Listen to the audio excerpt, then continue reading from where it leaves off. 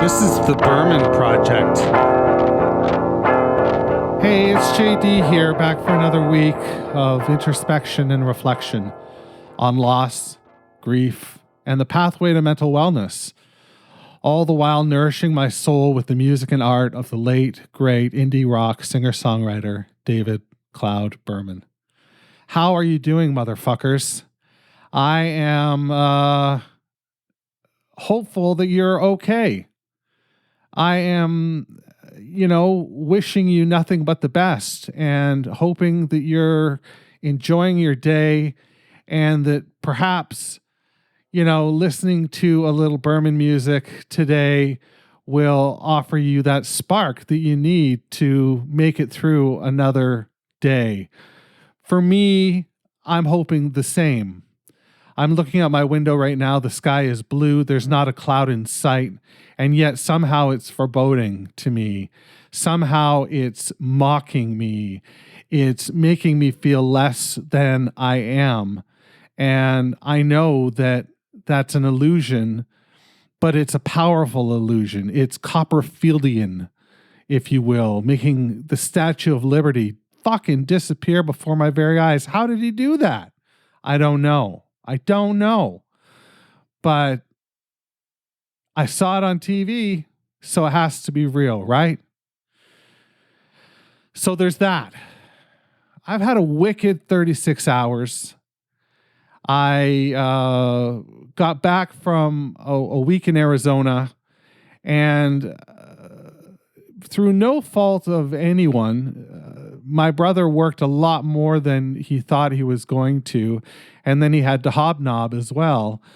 And as a result, I spent a great deal of time by myself. There was a couple days where I probably spoke, less than a paragraph, if you can imagine that. Just ordering coffee at Starbucks and ordering beer at the sports bar that I found, that I spent a great deal of time parked at, drinking copious amounts of a beer called Church Music, which was delightful. If you get the chance to drink Church Music, I highly recommend it. It's wonderful. Yet it's crushed my soul at the same time. I feel that the amount that I drank this week was both draining on my credit card tally and also draining my energy and my exuberance, if you will. It's been tough. It's been real tough coming back. I was speaking with a friend yesterday, and he said, maybe you've got the, sort of the comeback blues, which sounds like a David Berman song, doesn't it? Comeback blues? It just feels like a David Berman song to me. If you are musically inclined, write me a song called The Comeback Blues. I would love to fucking hear that. I would love to hear that. I'd also love to collaborate with anybody. I write lyric and sometime melody to the lyric that I write, and it would be cool to collaborate with somebody someday. So if you're listening to this and you want to collaborate, that's cool. Let me know. If you want me to stick it up my ass, I can do that as well. So there's that. But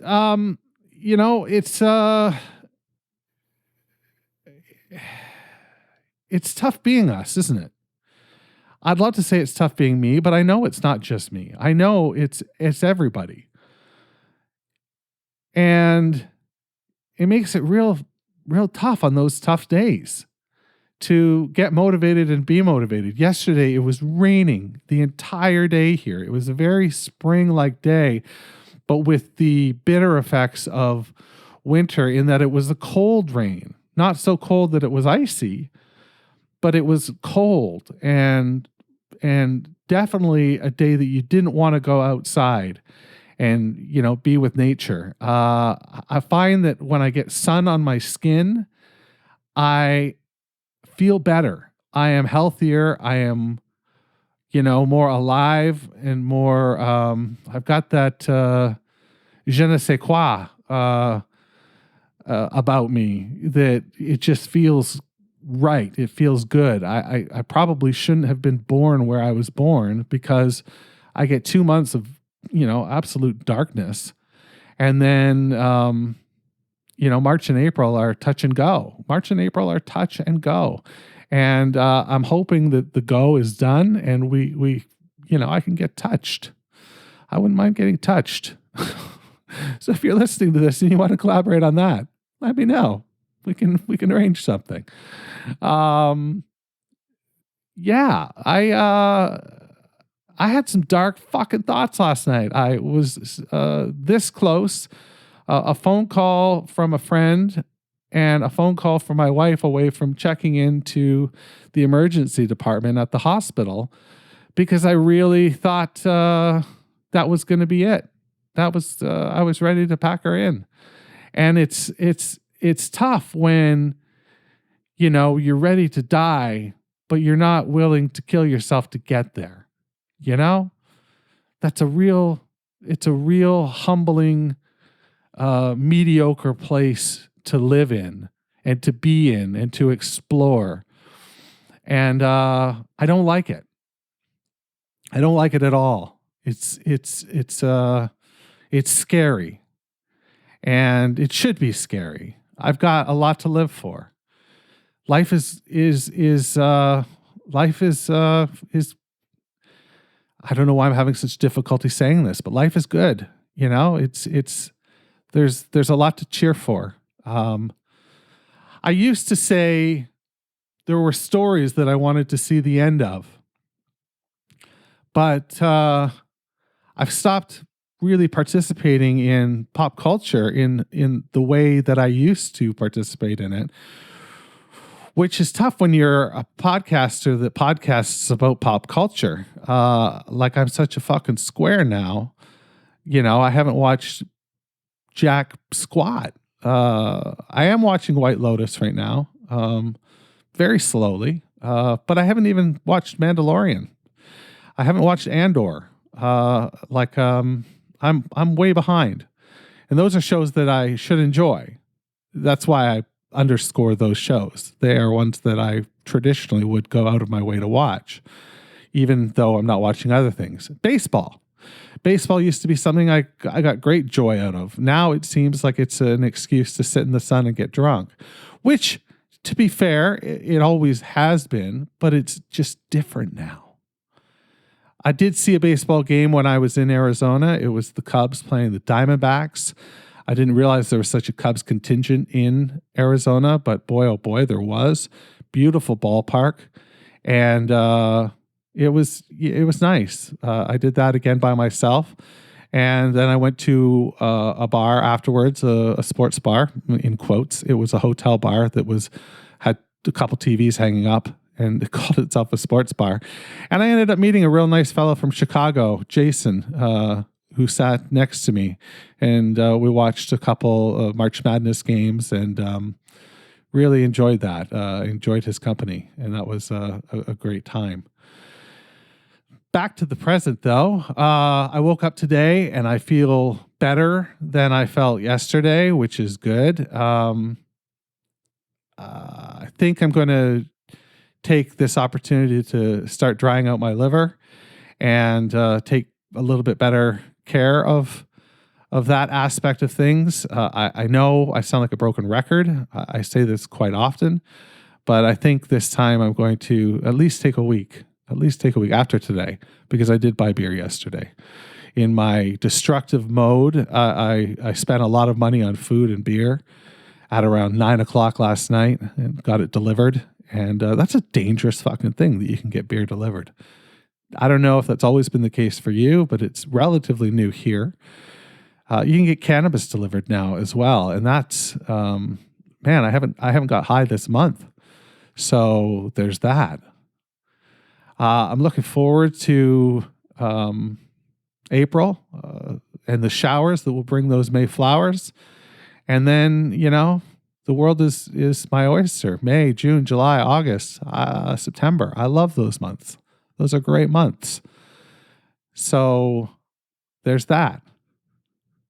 Now, I don't know much of anything really, but I know that there's a group of you that listen to this podcast that are so supportive and so lovely and so wonderful.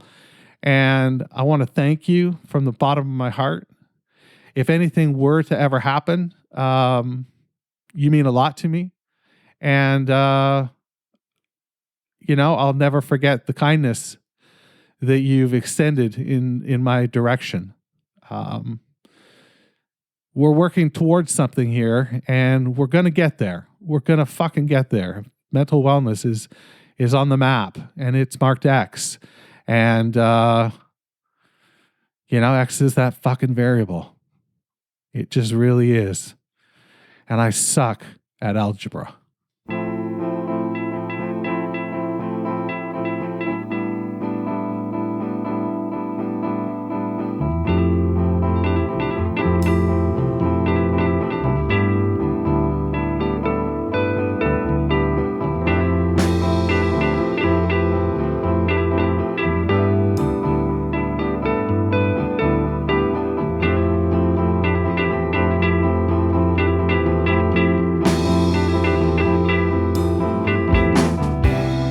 I passed out on the 14th floor. The CPR was so erotic. A blizzard blew in through the door,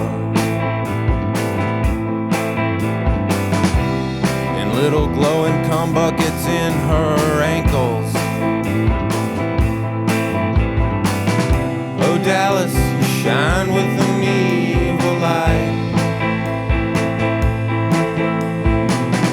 Oh, Dallas, you shine with an evil light.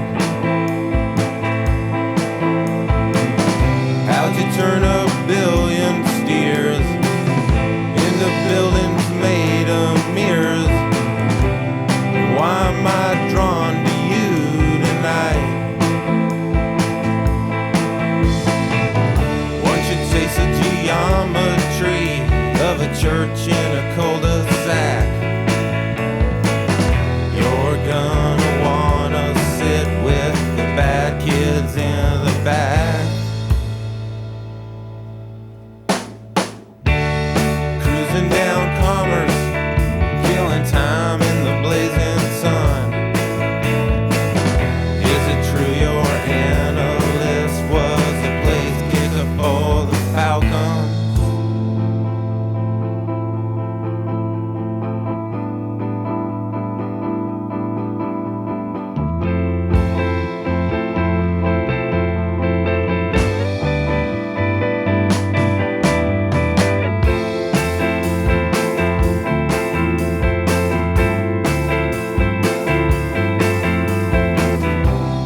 We saw B.B.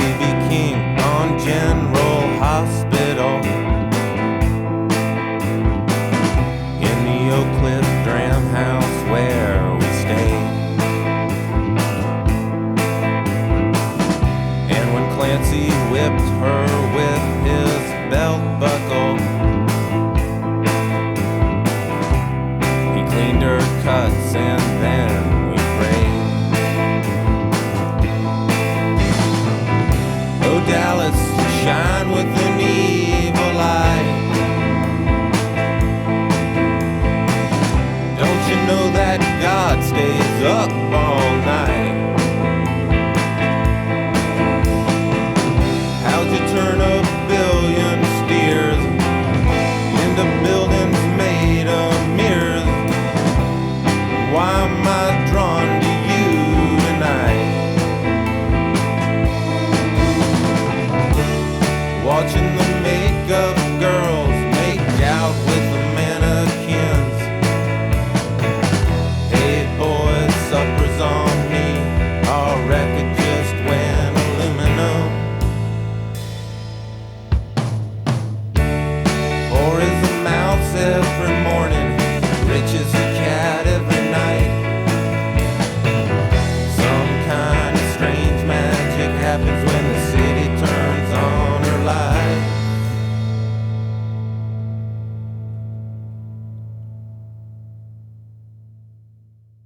What'd you think of that one? That's pretty good, right? Some great lyrics in there. I love that the CPR was so erotic. I love the change midway through. I love the idea of Dallas being, sort of this evil beacon with its evil light shining from presumably these buildings made of mirrors that came from a billion steers. I love the idea of you're going to want to sit with the bad kids in the back. I tried to look up what a dram house is, an Oak Cliff dram house, and I found nothing for dram house, but I didn't look Oak Cliff dram house. Let me quickly do that. Oak Cliff dram house. I get Oak Cliff Dream House. Search instead for Oak Cliff Dram House. Oh, there's images for the Oak Cliff Dram House, and one of the images is Dallas lyrics for Silver Jews. So really, there's not. There's a picture. Oak Cliff is in Dallas, but doesn't shed a whole lot more light than that. Makeup girls making out with mannequins. That's very erotic as well to me. This is a classic Jews song. David giving us some off kilter rhymes, some straight ahead rhymes. It's structurally sort of all over the place. Yes, there is a chorus, but it comes in different places. In terms of how it sets up, it's a different song. It's very Silver Jews. I don't know what else I can say. His vocal affectations are on par with what I think of when I think of Silver Jews. And what does AI think of Dallas? Let's find out now what AI thinks of this song, Dallas, by the Silver Jews. All right, it is generated, and this is what we get. Dallas is a song by American indie rock band Silver Jews from their 1996 album, the 1996 album, The Natural Bridge. The band was founded by David Berman, who was the main songwriter and vocalist for the group. Dallas is a relatively short song, clocking in at just under 2 minutes, but it packs a lot of emotion into its brief runtime. The song begins with a gentle guitar riff, and Berman's voice enters soon after, singing lyrics that reflect on the city of Dallas and its significance to him. Berman's lyrics are often dense and elusive, and Dallas is no exception. The song touches on themes of nostalgia, regret, and the passage of time as Berman remembers a lost love and reflects on his own journey through life. The chorus of the song is simple but powerful. "Oh, Dallas, don't you worry. I won't be there in a hurry. You're the only place left to go." Musically, Dallas is relatively simple, but the interplay between the guitar and Berman's voice gives the song a haunting quality. The song's emotive intensity, combined with its sparse instrumentation and evocative lyrics, makes it a standout track on The Natural Bridge and a fan favorite among Silver Jews listeners. Unfortunately, David passed away in 2019, but his legacy lives on through his music, including Dallas and the rest of the Silver Jews catalog. There is some truth in this one. There's some facts that are correct, but there are still many that are incorrect. And shame on you, AI. Shame on you. Let's move to Actual Air. This is the third poem in the second chapter of Actual Air by David Berman, and this is called The Night Nurse Essays. When he started the Night Nurse Essays, his idea was to patch together a book that described itself over and over again, comprised of thousands of black chains that were dragged through green rocks and river stairs to arrive haunted, unscheduled, and lit from above. There were long days of bad ideas when he felt his book was ineffective, like a watercolor of a fire engine or a statue of the fastest man alive, and he would go to the window and watch the fireflies crisscross without insight. Then, turning around, sometimes notice his wife Asterisk lifting dinner to the table. One night, up considering dead realms, he heard the sustained woof of a dog. It drew him up and propelled him outside to walk cowed under the fierce starlight. He crossed against the light at the corner of night school and fake badge, concentrating so hard on certain experimental passages of the Declaration of Independence that he did not notice the woman rising up from behind a mailbox, wearing a necklace strung with diary keys. "Help me, you fuck," she whispered. "I'm losing my reflection." She dragged a lame foot behind her into the Onyx lounge. He stood and watched the night push itself into the bar, and the light push it back out. He couldn't go back home to sleep, not back to his unorganized dreams, always set on the concourses of dead airports, his essays filling the seat pockets of empty jets. That was when he decided to walk down to Jewish Name Lake, to sit by the shore and wait for the sunrise. That's where they found the body. Many weeks have passed now. The lottery jackpot has grown unbelievably large, and we still have no idea how he came to die in that lake. Perhaps he could not bear to think of his name only surviving in the index of someone else's biography. Or he was recalled by a higher power, having, I don't know, masturbated too many times in a drugstore Halloween mask. Maybe he was assassinated by an obscure resistance group. His essays on menopause in the Amish community and his anthropology of the small-town drug deal had ruffled a few feathers. In that case, his final words may have been damaged, dormant expressions clamoring out of their graves with dust on the unstressed syllables before he was rudely shoved into the lake. Pulled down through the cool green chambers, we like to imagine him struggling awake and suddenly realizing he was seeing rain in its original uncut form. Wow. You're going to need to give me just a moment. This has left me quite emotional, and I don't quite understand why. But there was some powerful language in there, and it really... I don't have much arm hair, but what I do have is standing erect at the moment. And again, I can't put my finger on it. That was beautiful. I really enjoyed that poem. The Night Nurse Essays. And that's all I'm going to say about that. It's tough to analyze emotion. It's tough to find pithy, short phrases that somehow evoke sense out of nonsense.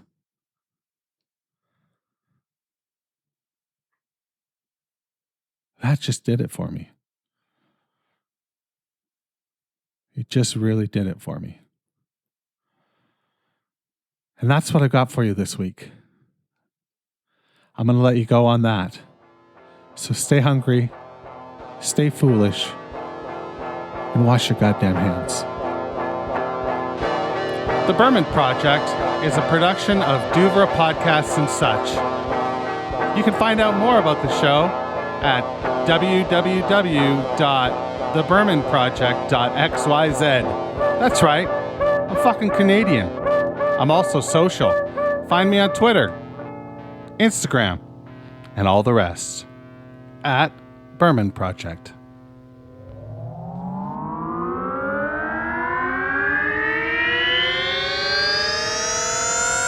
Douvres